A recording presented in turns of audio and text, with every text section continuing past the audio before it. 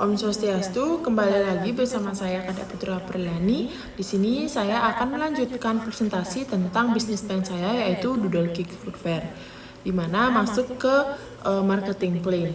Di marketing plan di sini ada analisis pasar, ada tujuan pemasaran, juga ada strategi pemasaran.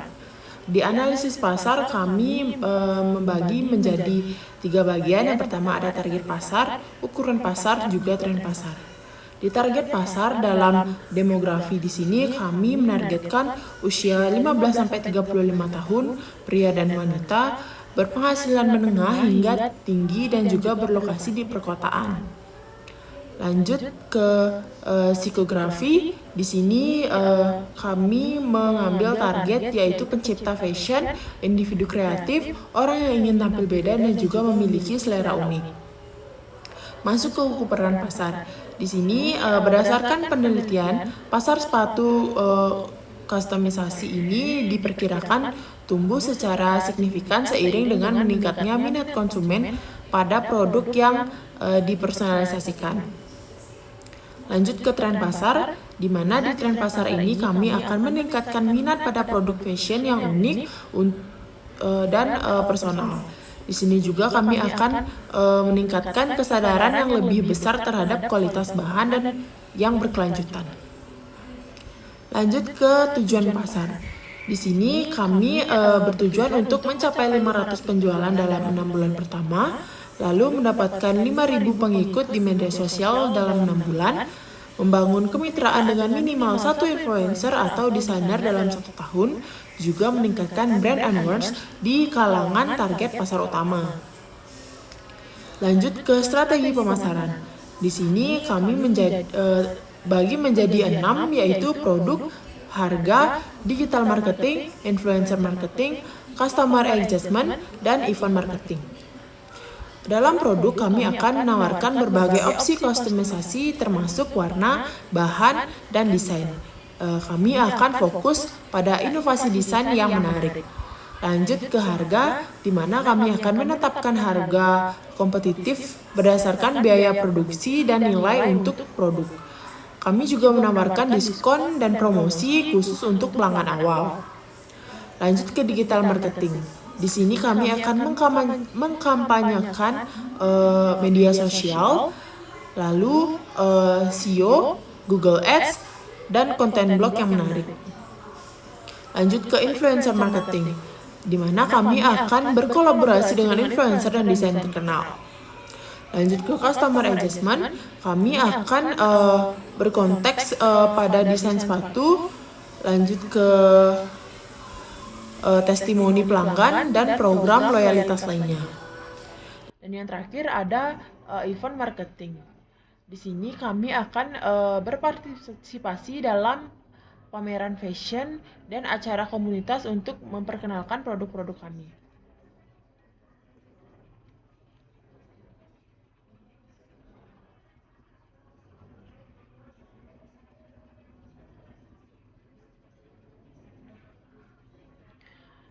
Lanjut ke kompetitor analis.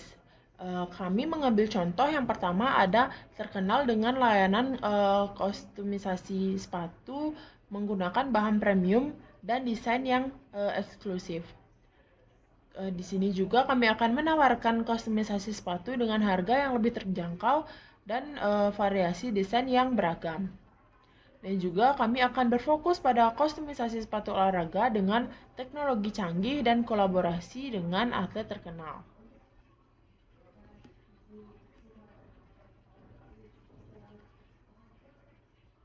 Lanjut ke rekomendasi strategi. Di mana dalam rekomendasi strategi kami akan meningkatkan kualitas dan inovasi, di mana kami akan berfokus pada meningkatkan kualitas bahan dan inovasi dalam desain untuk bersaing dengan kompetitor yang menawarkan produk premium. Kami juga akan mengoptimalisasikan waktu produksi, proses produksi untuk mempercepat waktu pembuatan tanpa mengorbankan kualitas dari brand kami. Lanjut ke kolaborasi. Di sini kami akan membangun kolaborasi dengan desainer lokal atau influencer untuk meningkatkan brand awareness dan reputasi kami. Lanjut ke harga yang kompetitif. yang kami akan menetapkan harga yang kompetitif untuk menarik pelanggan dan segmen menengah ke atas. Lanjut ke variasi desain, kami juga akan menawarkan berbagai pilihan desain yang unik dan personal untuk memenuhi berbagai preferensi pelanggan kami. Dan yang terakhir ada pemasaran digital, di mana di pemasaran digital ini kami akan fokus pada strategi pemasaran digital yang agresif untuk membangun brand presence dan menjangkau audiens yang lebih luas. Lanjut ke operation, di mana operation ini dibagi menjadi 4. Yang pertama ada desain dan pesanan, ada penerimaan sepatu, quality control, pengemasan, dan pengiriman. Yang pertama, desain dan pemesanan. Di sini kami pelanggan akan mengunjungi Instagram dan mendirect message atau DM ke bisnis ini dengan isi chat customer yang contohnya ada model, warna, bahan, desain, dan lain sebagainya. Lanjut ke pelanggan akan mengunggah desain mereka sendiri atau memilih dari katalog desain yang kami sediakan. Lanjut ke 3, yaitu pesanan akan dikonfirmasi dan rincian desain dikirim ke tim produksi. Tahapan kedua ada penerimaan sepatu. Di sini sepatu bisa dibeli di tempat maupun dari customer langsung atau sepatu di tempat dikenakan biaya tambahan. Lalu kustomisasi dan pembuatan. Tim produksi memulai proses pembuatan dan kustomisasi sepatu sesuai dengan desain yang dipilih oleh pelanggan. Lanjut ke quality control, di mana di sini setiap sepatu yang selesai dibuat atau disajikan itu kami akan periksa secara menyeluruh untuk memastikan tidak ada cacat atau sesuai dengan spesifikasi pelanggan. Nah, setelah itu ada pengemasan dan pengiriman. Setelah sepatu yang lulus quality control, di sini akan dikemas dengan baik dan disiapkan untuk pengiriman. Lanjut ke pelanggan akan diberi informasi mengenai status pesanan dan perkiraan waktu pengiriman tersebut.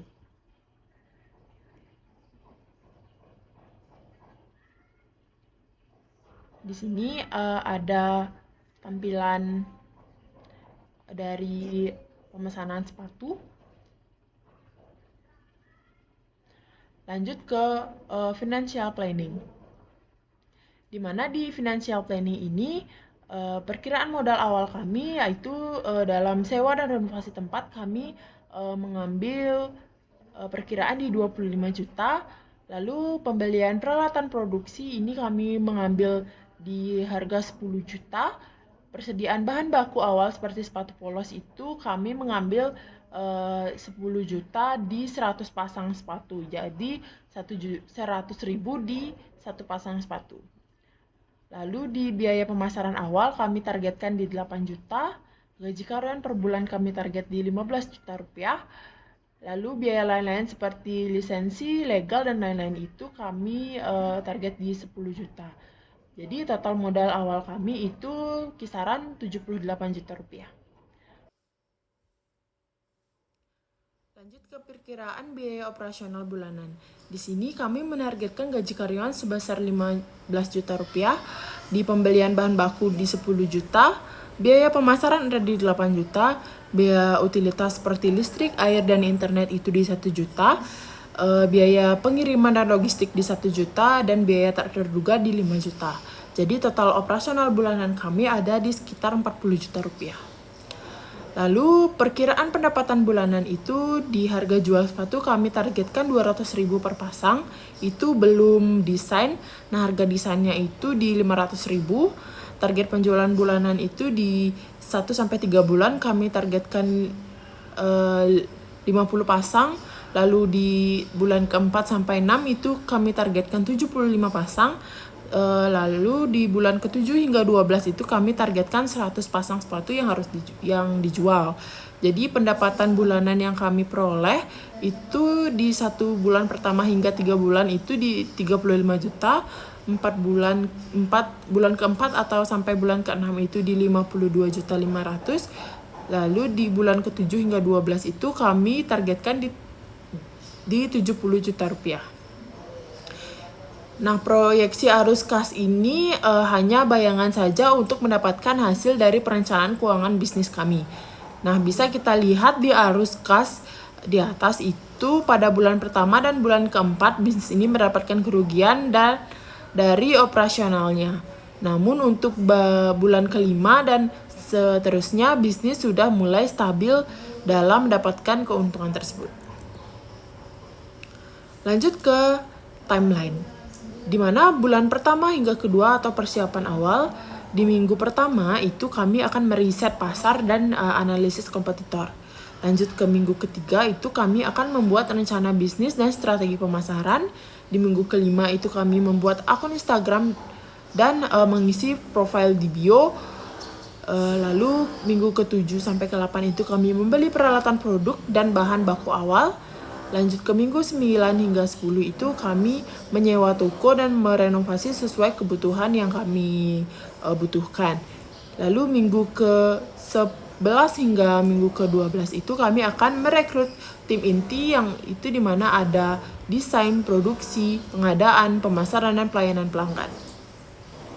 Di bulan ketiga dan keempat itu kami akan meluncurkan dan kami akan memasarkan produk kami di awal, di mana di minggu 13 itu kami akan memulai beroperasi. Lalu minggu ke-15 itu kami akan meluncurkan kampanye pemasaran awal di media sosial, influencer, atau iklan digital lainnya. Di minggu 17 itu kami akan mengadakan event peluncuran atau promosi untuk meningkatkan perhatian pasar. Di minggu 19 kami akan mulai menerima dan memproses pesanan pertama. Juga sampai di minggu 21 ke 22 kami akan mengumpulkan feedback dari pelanggan awal untuk memperbaiki produk dan layanan kami ke depannya. Lanjut ke minggu kelima sampai ke bulan kelima sampai bulan ke-6, di optimalisasi operasional itu di minggu ke-23 kami akan mengevaluasi dan mengoptimalkan proses produksi berdasarkan feedback awal. Lanjut ke minggu 25, kami akan menjalin kemitraan dengan pemasok bahan baku untuk memastikan kualitas dan kontinuitas kami. Lanjut ke minggu ke-27, kami akan mengadakan pelatihan tambahan untuk tim produksi dan layanan pelanggan kami. Minggu ke-30, minggu ke-29 sampai 30, maksud kami mengembangkan strategi pemasaran yang lebih agresif untuk meningkatkan brand awareness.